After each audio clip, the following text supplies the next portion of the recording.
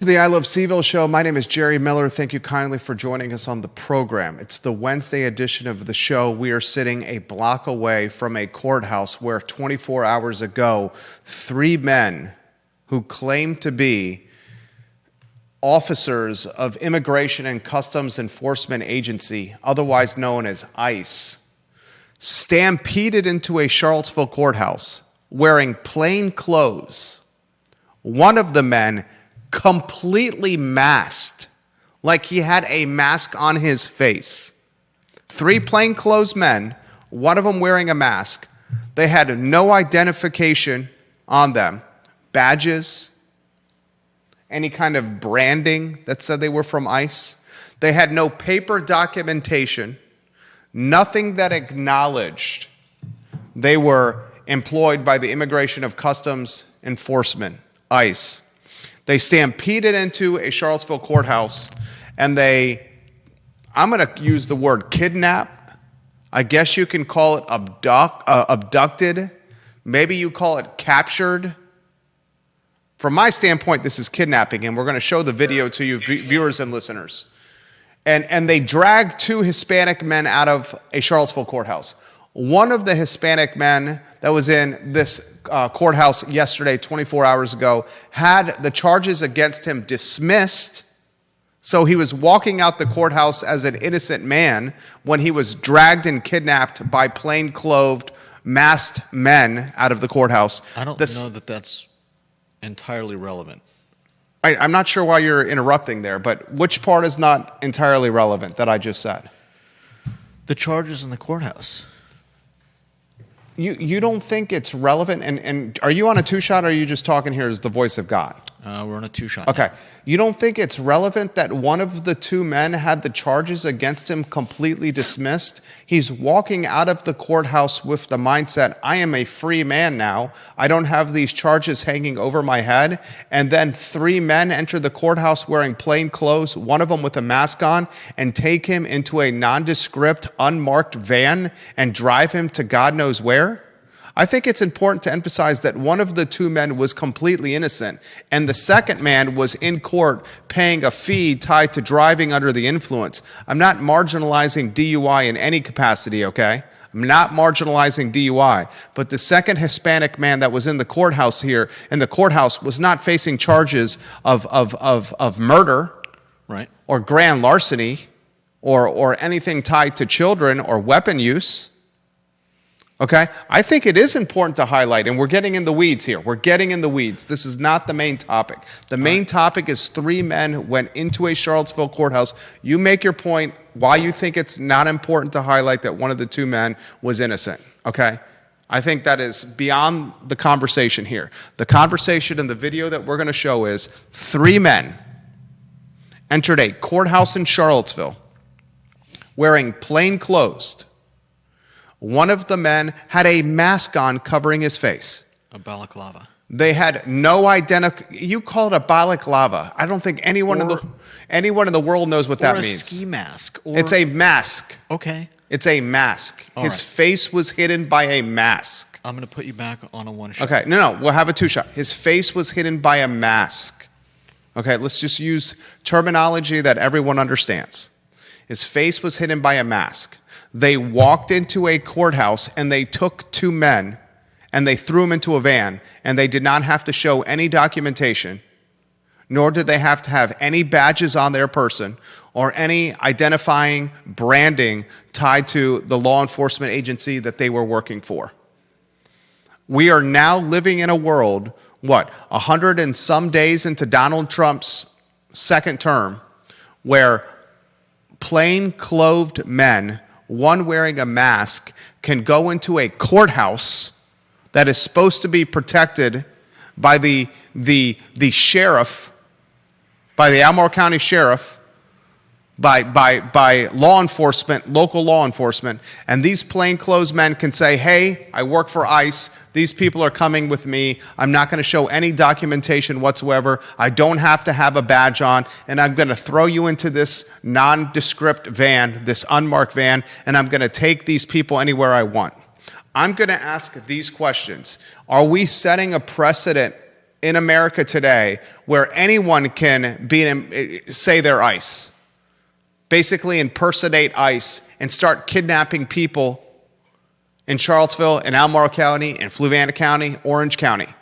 Furthermore, are we in a America today, a Charlottesville today, in Albemarle County today, where if you have to go to court, where you want to go to court to fight for your freedom and fight for your innocence, you want to challenge that speeding ticket, and you want to ask the police officer if their odometer has been calibrated, or if you want to challenge a divorce or stand up for yourself when you're going through a divorce or some kind of other legal proceeding that's against you, and you want to have your day in court to make an argument to fight for your civil liberties and your freedom. Are we now in a world today where you're hesitant to do that, to stand up for your civil liberties, your rights, because you fear you're going to be captured and kidnapped in a courtroom by plainclothes men and unmarked men and mask-wearing men who claim to be tied to ICE? And look, I'm not going to make this about Republican or Democrat or Joe Biden or Donald Trump or Kamala Harris, okay? I will make it about the first 100 days of Donald Trump's term. And in the first 100 days, roughly 100 days we're in, 120 days, whatever the exact number is. It's a rough number, okay? We have seen a lot of crazy stuff. We have literally the stock market riding a roller coaster, trading at the whim of one man making commentary in front of the media. Yesterday after hours, Donald Trump makes commentary to select media saying he's not going to fire Jerome Powell. And because of that off-the-cuff remark, he says, I'm not going to fire the chair of the Federal Reserve. Stock market goes bananas, and it's green today.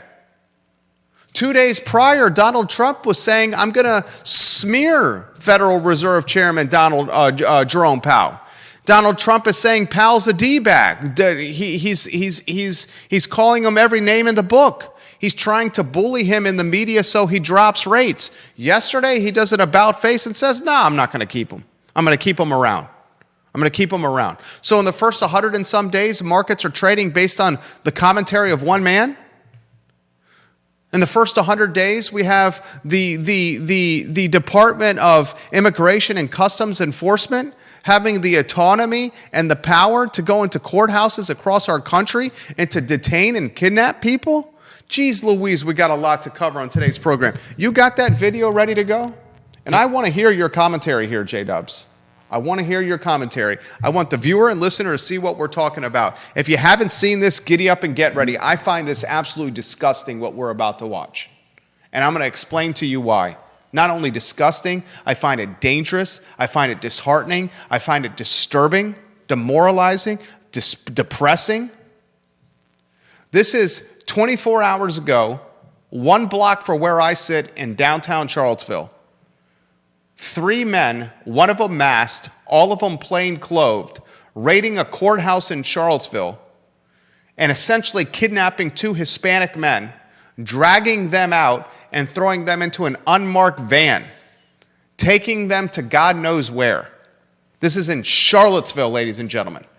Judah Wickhauer, play that video in 3, 2, 1.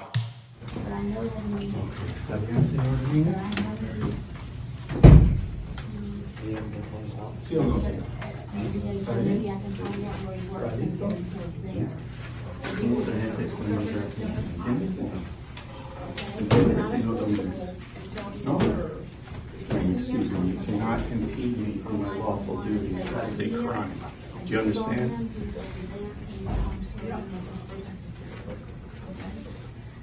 Do not touch me or impede me in my lawful duties, ma'am. Do you understand? It is a crime for you to do so.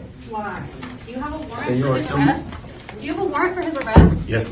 Where? Hey, Warrant. grab him. The warrant for his arrest. Warrant signed by a Get judge. off me or I am calling the U.S. attorney and prosecuting you Okay. for assault on a federal officer. Show us the warrant Back for his up. arrest. Show us a warrant signed by a judge. Turn him around. You don't have a warrant. Sir. Show us a warrant for his arrest. We are officers with Homeland Security. You don't have a warrant signed by a judge. All right. señor Dominguez. No se preocupe. You don't have to. You, Perfecto. No Gracias. necesitas decirle nada, Ok. no necesitas decirle nada sin abogado. Got it? No Okay. firme nada sin abogado. Everybody ready? Yep. Let's go out, please. Vamos, señor, por favor, síganme.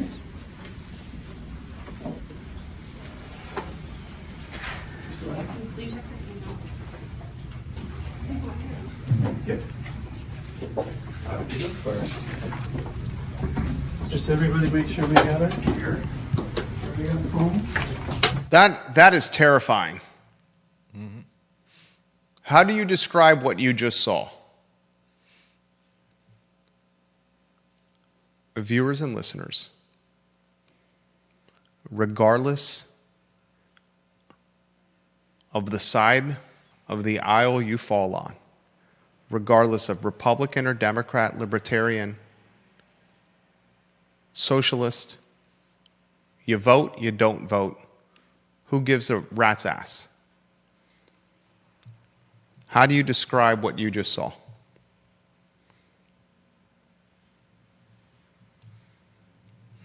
I describe it as absolutely terrifying. And why I think it's terrifying is because of the precedent it sets, where now anyone can claim that they're ICE henchmen wearing plain clothes and a mask and try to potentially kidnap you, even if it's for nefarious reasons and not for immigration reasons. I find it extremely concerning because I fear folks will be less inclined to have their time in court with legal representation, without legal representation, in front of a judge, in front of a jury, in front of prosecutors. They'll choose not to fight for their rights, their liberties, because of fear of being listed on some kind of legal docket and having ICE henchmen scour dockets to try to capture them, kidnap them, and take them away. Instead, men and women may say, good night, I'm not going to fight for that liberty. I may just pay the fine. I may just go through this divorce. I may not challenge the radar calibration. I may not challenge this interpretation of the law. I may not challenge that grainy video footage, that grainy photo footage, or that witness's account of what really happened. I may not offer my alibi. I may not say where I really was on the day when the police or that judge or that attorney says something different, because I fear my name being on a docket and ICE dragging me out of there. And I really would like to know why we have not heard comments on the record from Albemarle County Sheriff Chan Bryant.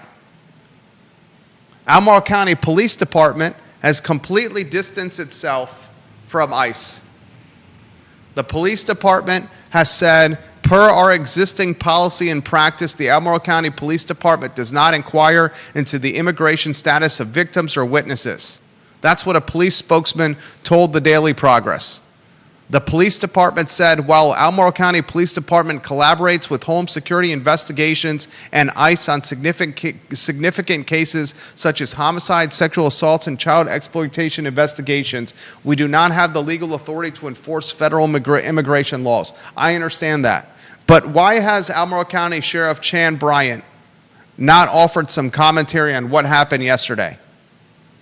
Chan Bryant oversees the security of county courthouses. Why have we not heard a comment from Chan Bryant? Do we need official commentary from Commonwealth's attorneys Jim Hingley and Joe Plantania on this?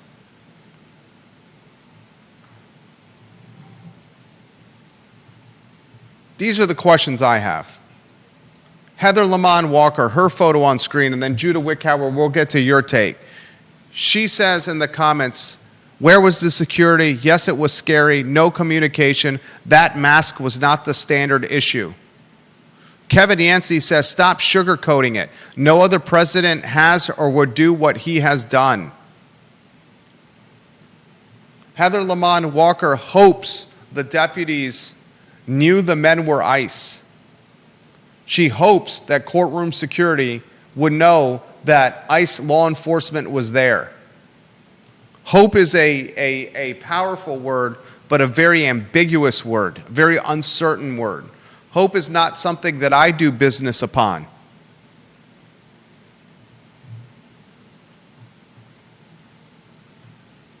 Janice Boyce Trevelyan says this, it's not relevant if he's here illegally. They are masked for their protection. They are targeted by gangs as well as their families. It's always been done this way. The sheriff's office was most likely notified.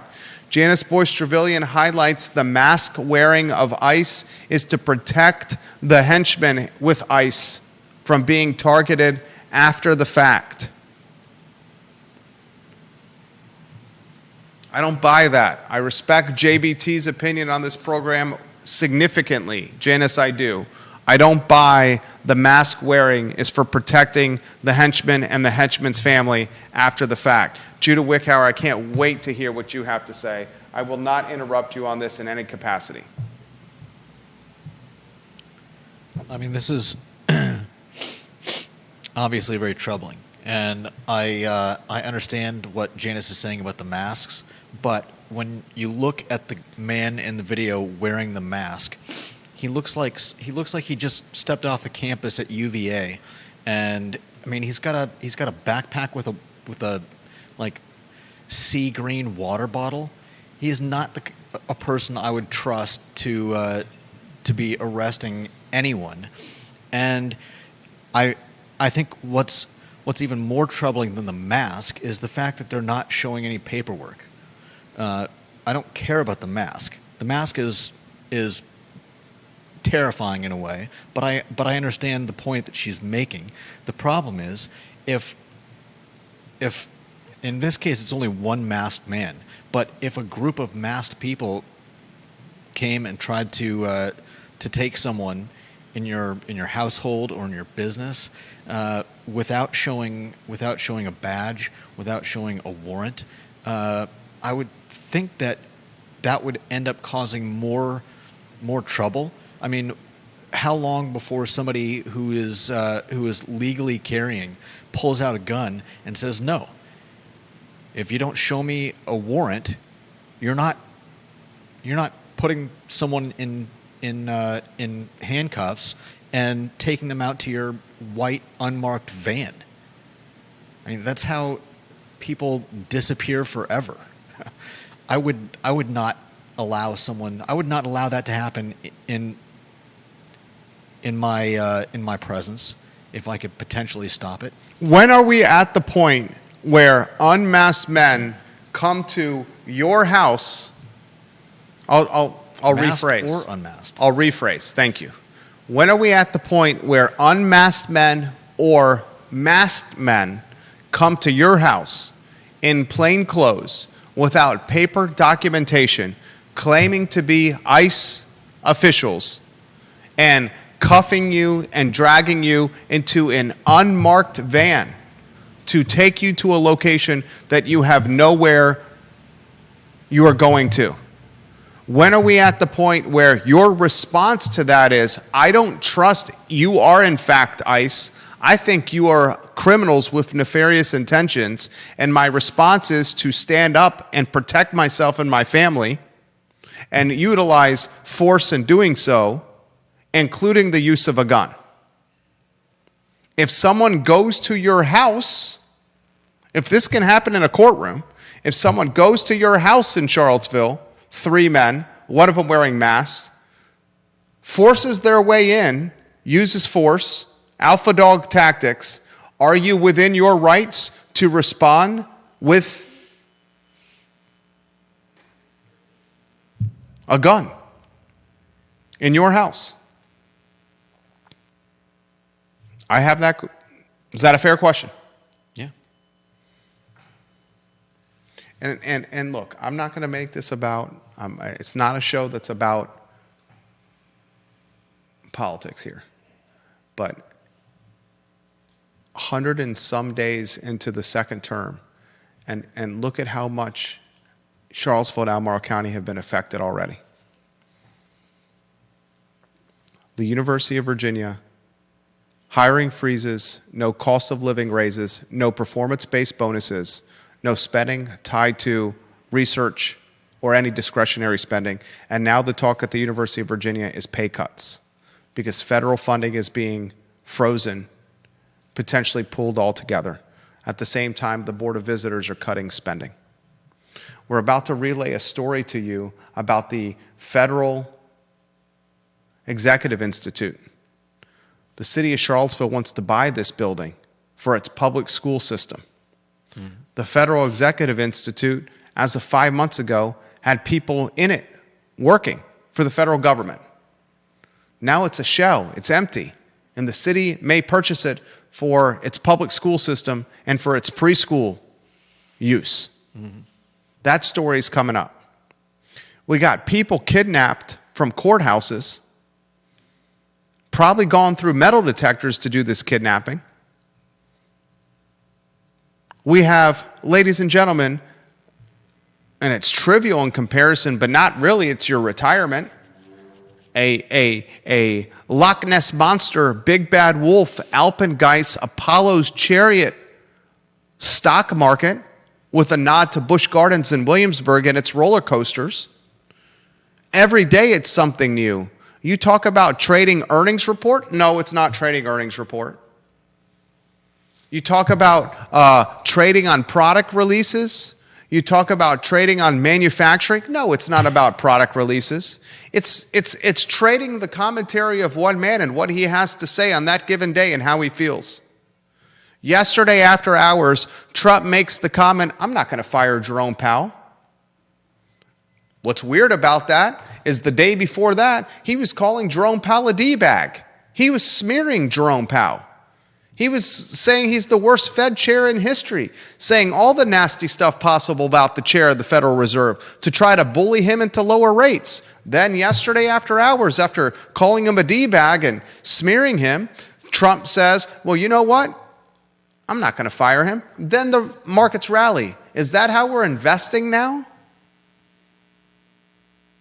Is that how we invest now? Is that how we're going to invest over the next 4 years?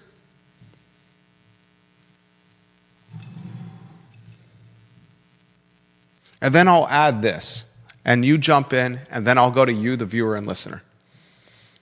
If you had to pay a traffic ticket, or you wanted to fight a speeding ticket, I remember 8-10 years ago, I got a speeding ticket. And I had the speeding ticket dropped because I didn't pay the fine. I said I wanted my time in court. And I went before the judge. He called my name up there. And I said, sir, I'd like to see the calibration certification. I want to make sure the radar is within its calibration window. And the calibration certification was not. And my speeding ticket was dropped. Was I speeding? Yes. Was I going too fast? Absolutely. But the law says the radar must be calibrated over a set period of time. And I asked the judge to see it. That was my only defense. And I got lucky because that time the radar was not calibrated. And the speeding ticket was dismissed. No fee, no fine, nothing. I could have just paid the couple $100 in fines and court costs for the ticket. But I said, you know what? I got a little time this morning. Why don't I see it? And I won. Are people going to be less likely to do that? Are folks less likely to stand up for what they believe is right because they fear masked men, plainclothes men, will throw them in an unmarked van and drive them God knows where? And geez Louise, hell's bells, Judah. We're 100 and some days into the 4-year term. Mm-hmm.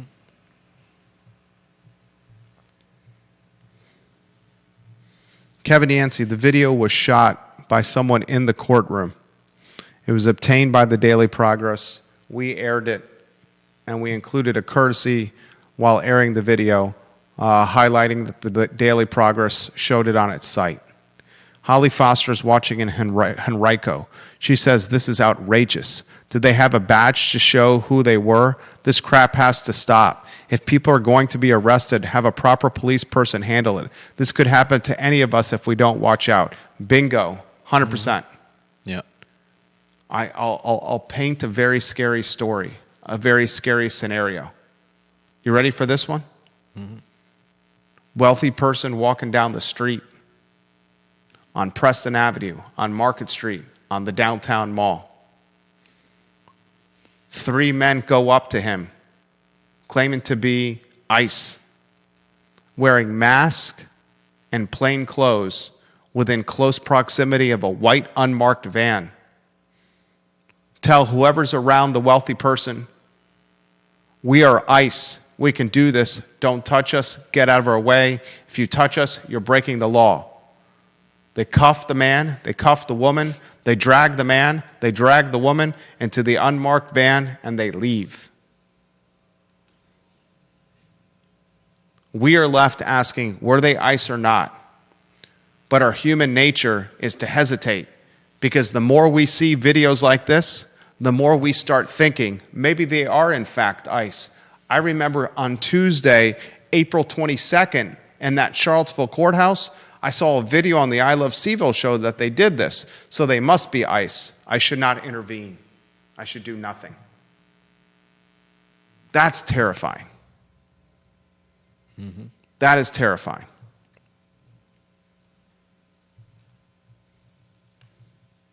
Viewers and listeners, let us know your thoughts. Put them in the feed. We will relay them live on air.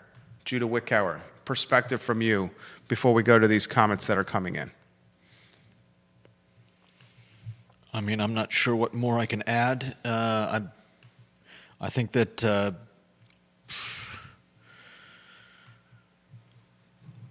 I don't have a problem with ICE finding and detaining illegal aliens, and but this is not the way to do it, and certainly not without proper paperwork, and it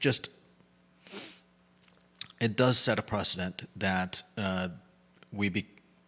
I pray we don't become used to masked people pulling people off the street and no one does anything. In fact, I want to applaud the especially the woman in the video, but the people who are standing in the way of these people, because until you're shown a badge and a warrant, I would hope that if somebody came for me, the people around me would stop them.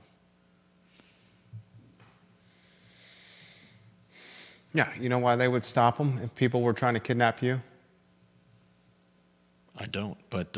If you were on the downtown mall and you were walking and 3 people in plain clothes wearing a mask tried to kidnap you and throw you into an unmarked van that was close by, do you want to know the very sad truth of why bystanders would intervene and keep you from getting kidnapped? Probably because I'm white and don't look like someone that should be because you're detained. a white male. Yeah. Mm-hmm. Let that register. Think about that, viewers and listeners. Let that register.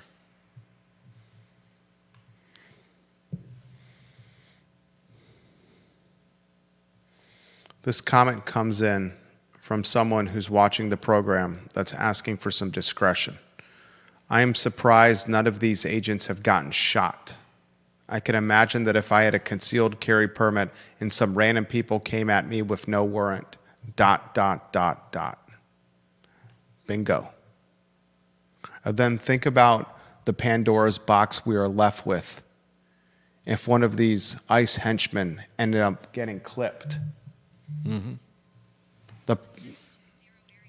the person that did the shooting is going to say, I thought I was being kidnapped. They had no paperwork, no badges, no documentation, no uniform branding, and that van over there had no branding or markings on it either. I was just trying to protect myself and stand up for myself. It's only a matter of time. Don't I have the right to protect myself if someone's trying to attack me? Well, then who's going to think about that case in court? Worst case scenario would be if this happens at someone's house and your wife and kids are there.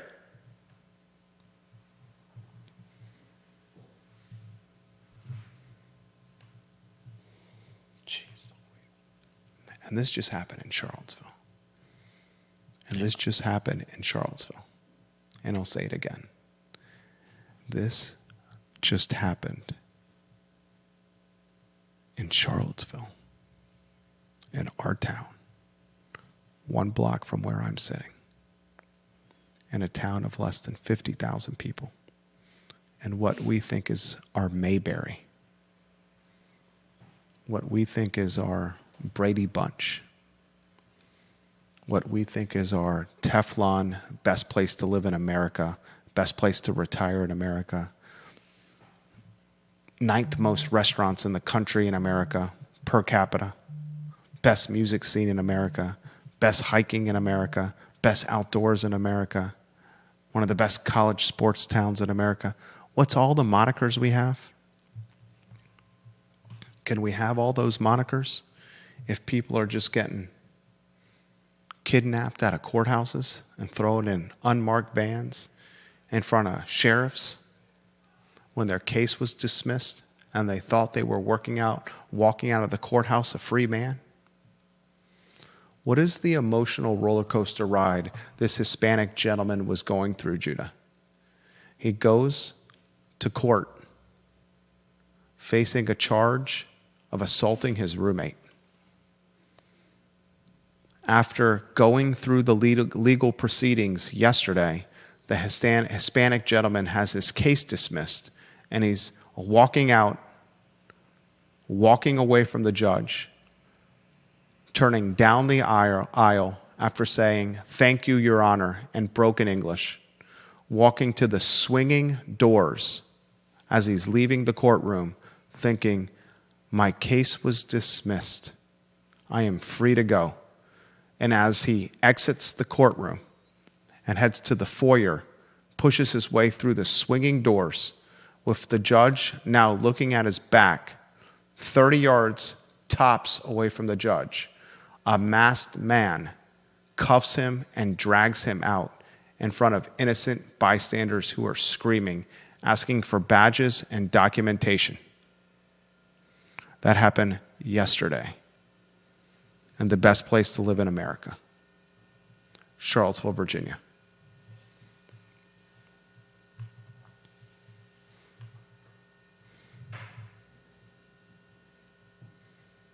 Kevin Yancey says, welcome to 1930s Germany. That's from Waynesboro's Kevin Yancey. Curtis Shaver and Logan Wells Claylo, welcome to the show. I'll close my commentary with this.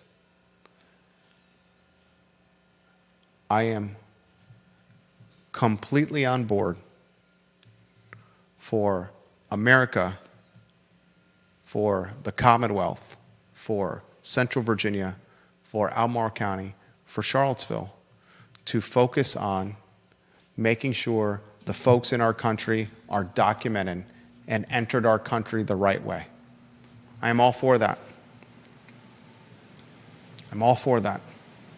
We need to get a better feel on who's in this country legally and illegally for safety purposes, for security purposes. How we're going about doing that enforcement, there's ways to it. And this ain't it. And this ain't it. And I'm going to wake up tomorrow asking myself, what's the next impact that my home is going to feel, that Charlottesville and Albemarle County are going to feel? Is it our 401ks and our retirement accounts trading on the cusp or trading on the whim of commentary from one person? Is it the number one employer in our region cutting people's salaries and their pay?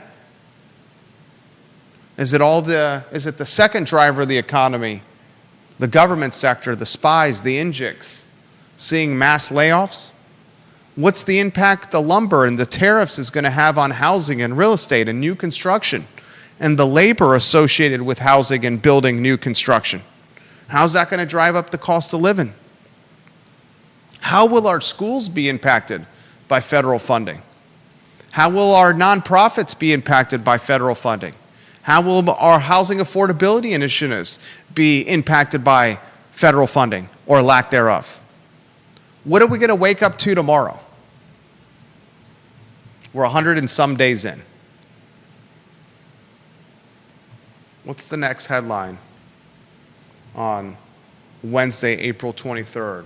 A glorious and gorgeous day in downtown Charlottesville for some of us. What's the next headline? Judah Wickhauer.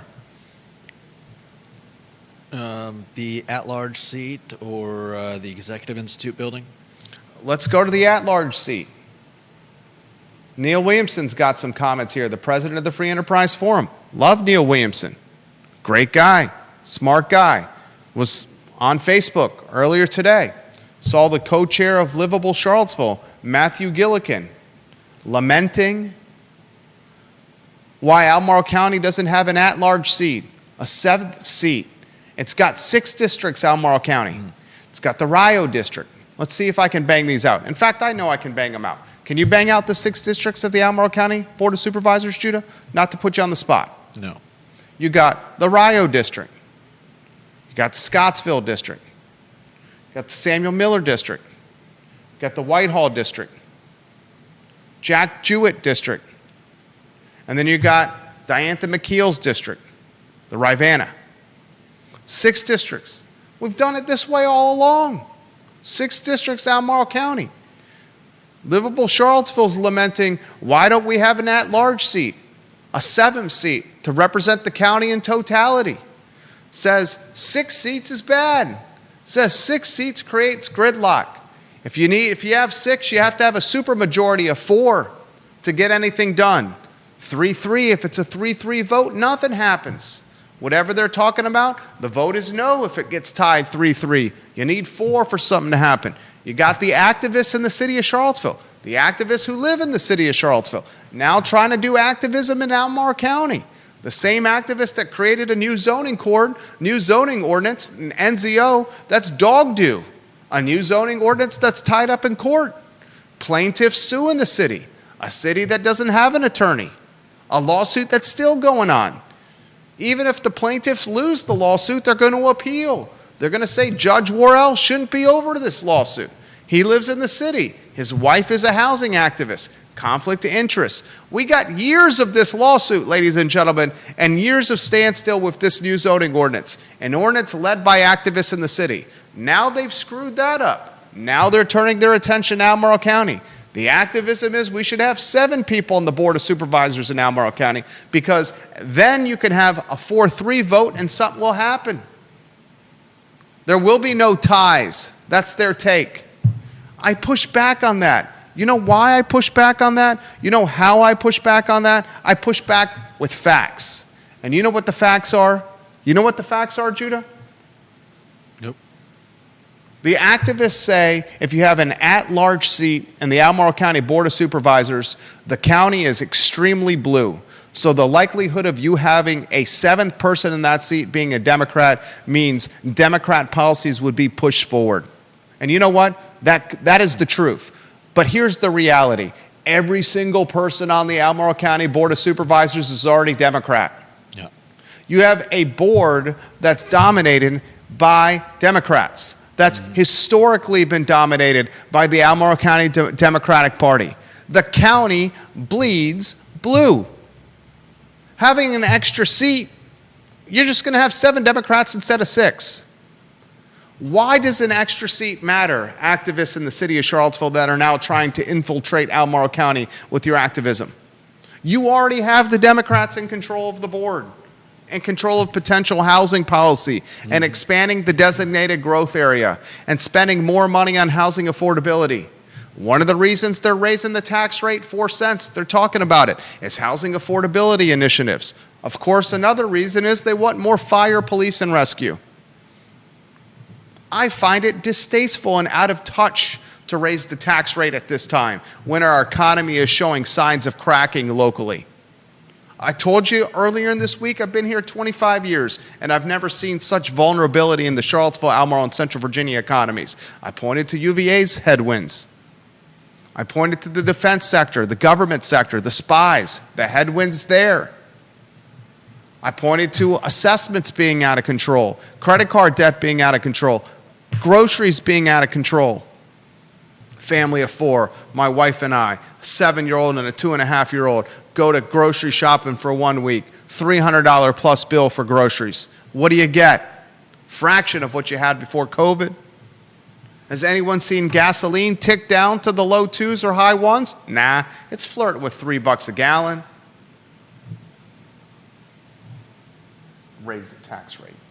Give me a 7th guy in the Board of Supervisors. Give me a break. Give me a break. Give me a break. The board is already controlled by the party you're trying to get an extra seat for. You disagree? No. What? Tell me, I trust you. Tell me what a 7th seat would do. I think it would provide for the off chance that there is a division in belief or in what they would like to push through the council. You know what Ned Galloway said? I don't. Ned Galloway said it on the I Love CVille Network while sitting at this table, the Rio District, Albemarle County Board of Supervisor, who's pursuing a 3rd term. He's in the middle of closing his 2nd term. It's an election year. Looks like he's going to run unopposed in the Rio District. Ned Galloway's a good guy. He said, you know what 6 people on the Board of Supervisors does? It makes, for us to get to 4 votes to pass something, it makes us to have to really explain to the people that are on the fence, that are on the dais, of why this is important. And he has said that is good governance and good democracy. When you have to get to 4, you have to really be nuanced in what you're voting for and why this is truly beneficial for the county in totality. And he says getting to that number 4, the difficulties with getting to that number 4, makes for good governance. It's a good point. It's a great point. And it's a great point from a Democrat. The whole board is. What's the last Republican on the Albemarle County Board of Supervisors? Do you know? I do not. Do you, viewers and listeners? I do. Ken Boyd, the last one, the financial planner. Ken Boyd.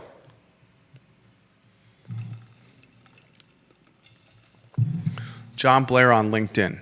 Jerry, there's a 1990 Virginia Court of Appeals opinion, Grays versus Commonwealth, that states an officer's failure to display a badge is not a Fourth Amendment violation. I didn't know that.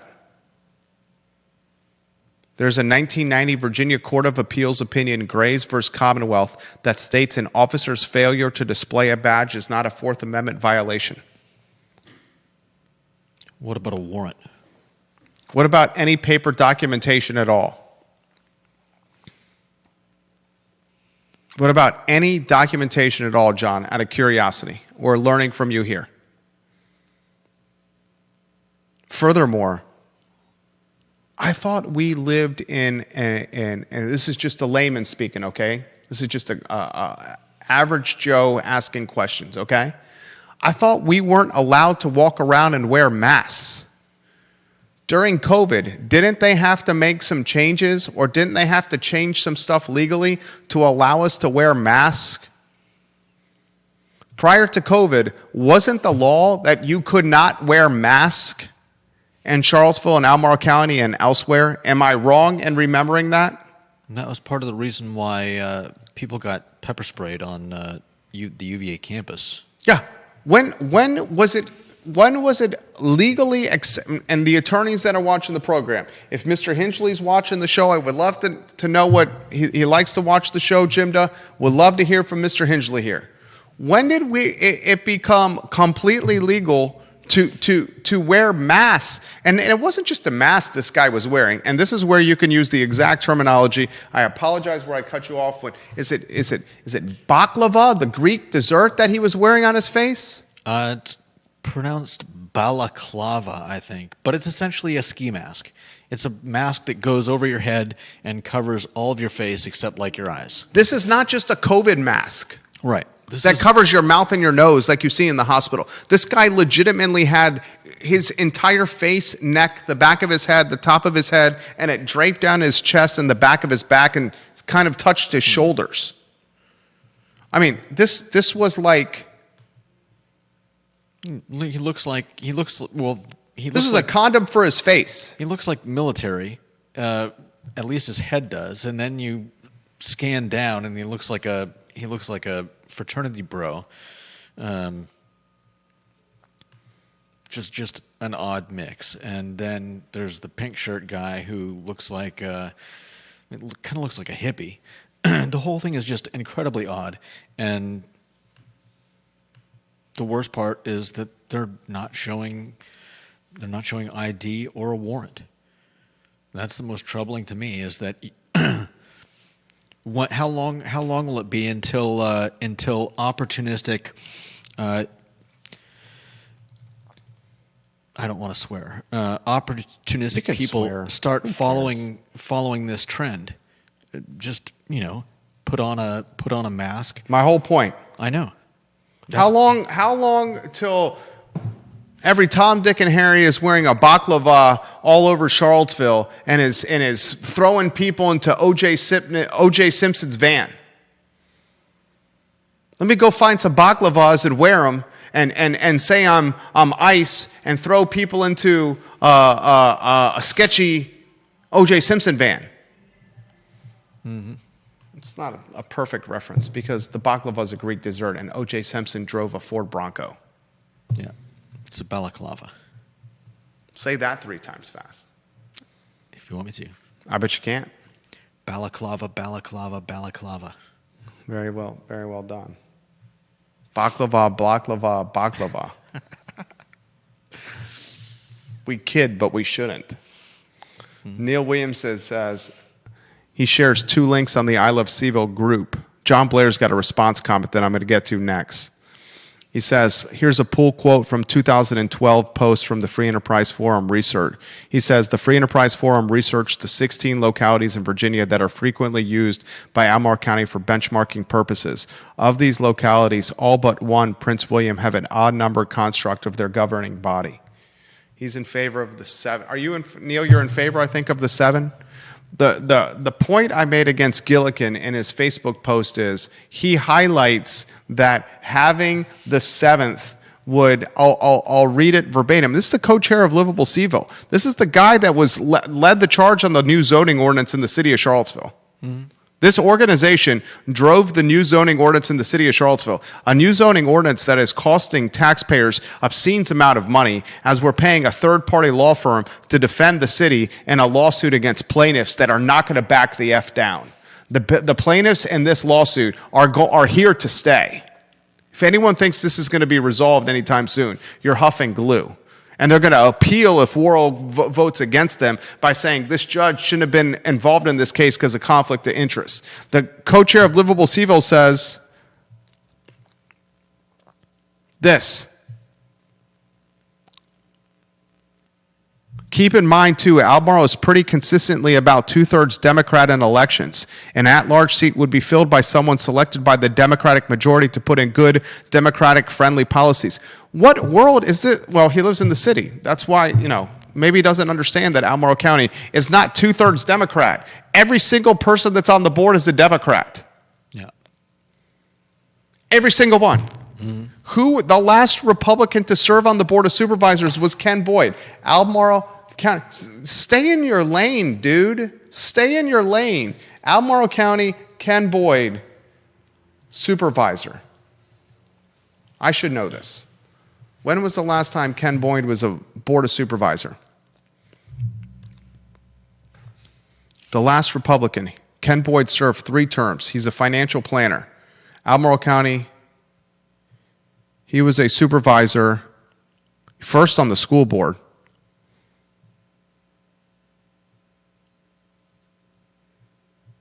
In 2003, Boyd ran successfully for the seat on the Board of Supervisors. He was elected in 2011 as well.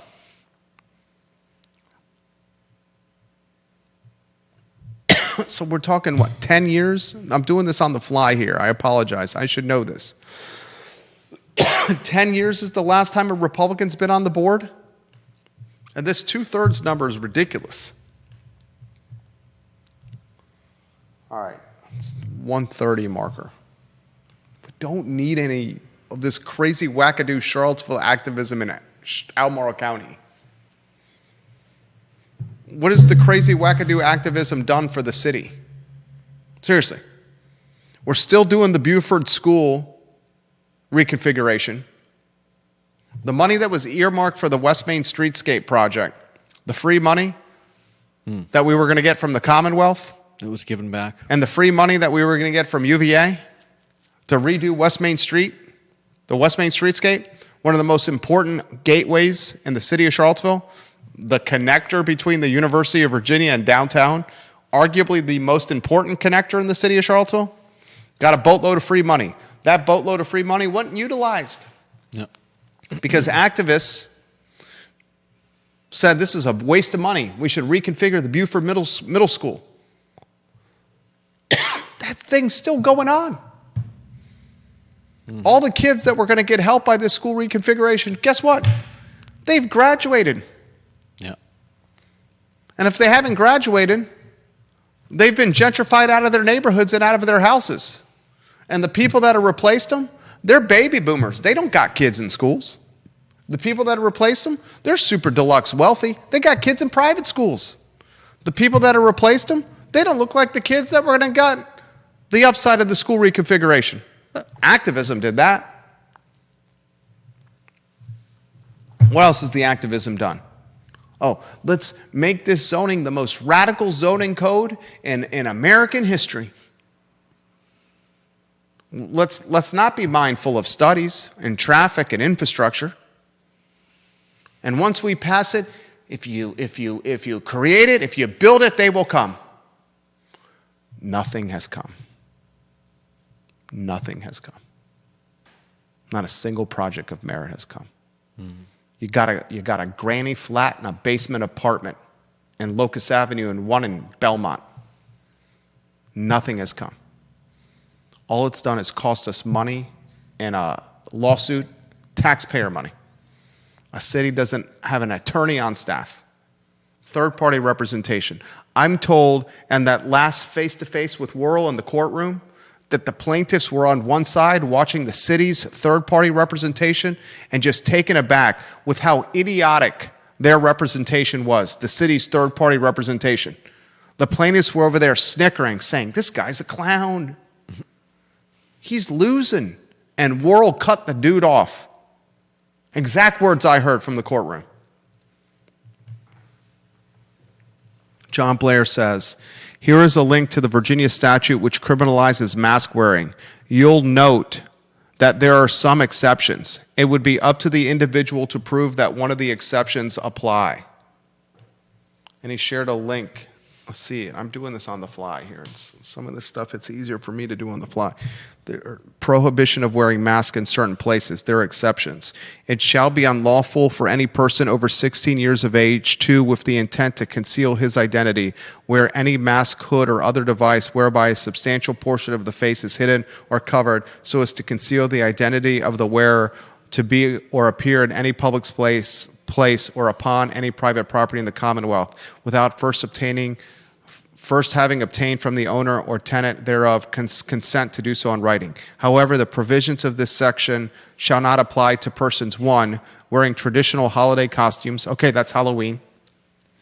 2, engaged in professions, trades, employment, or other activities, and wearing protective masks which are deemed necessary for the physical safety of the wearer or other persons. Okay, if you're doing some steel welding, you might want to wear a protective mask so the fire sparks don't burn your nose tips and your eyelashes and your skin, your tongue. Mm-hmm. Okay, I'm with that. 3, engaged in any bona fide theater production or masquerade ball. Okay, you want to go to live arts and you want to do some Romeo. Do they wear masks in Romeo and Juliet? You want to go to live arts and you want to watch The Great Gatsby? And you want to watch, what's his name? Joel Gatsby? Is that Joel? Joel Gatsby? Are you with me? You want to go live arts and you want to go watch The Great Gatsby and you want to watch them live it up? Okay, they can wear some masks. Cool. Other exceptions. Wearing a mask, hood, or other device for bona fide medical reasons. Okay. You can wear a mask if you have a hard time breathing. If you're snoring in bed and you got to wear a mask and that's going to clear up your snoring so your partner can sleep. Okay. The advice of a licensed physician carrying a person. I want to see where it's completely illegal I want to see where the state statute says this. There's an exception to mask wearing. You can wear a baklava. You can go into a court. You can kidnap a Hispanic man that just had charges dropped and dismissed completely of him. You can wear plain clothes. You can have a JanSport backpack on, and you can have a green Yeti tucked into the sleeve of the JanSport backpack, and you can kidnap the Hispanic man who just had his charges dropped against him, and you can throw him into a white marked van. You don't have to have a badge on. You don't have to have any paper documentation, and you can take him anywhere he wants. Because that just happened 24 hours ago. No, 28 hours ago. It's 1:30 now. Damn baklavas. Stupid baklavas.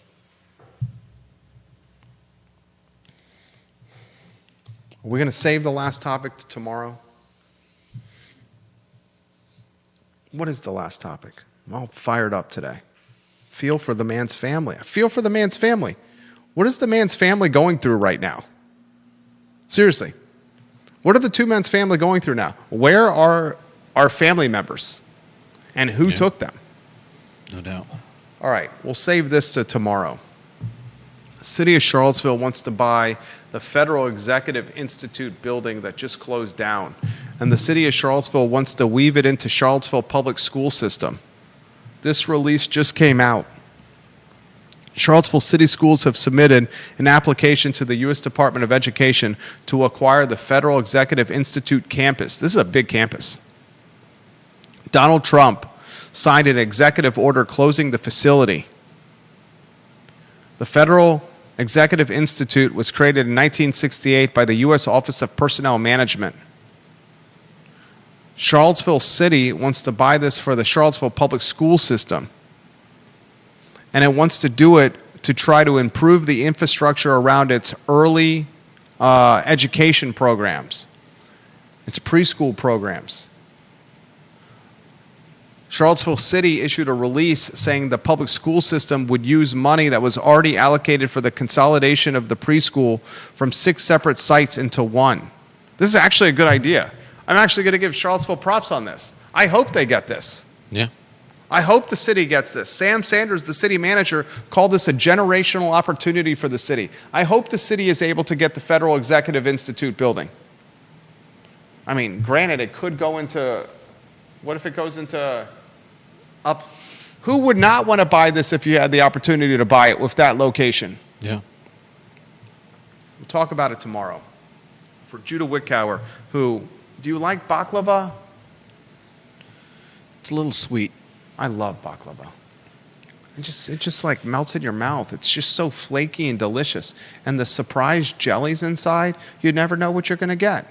I love the baklava. One of my favorite Greek desserts. They are delicious, but so sweet. I love sweet. Give me all the baklavas. A lot of people all the do. baklavas. For Judah Wickower, I'm Jerry Miller. Thank you for joining us.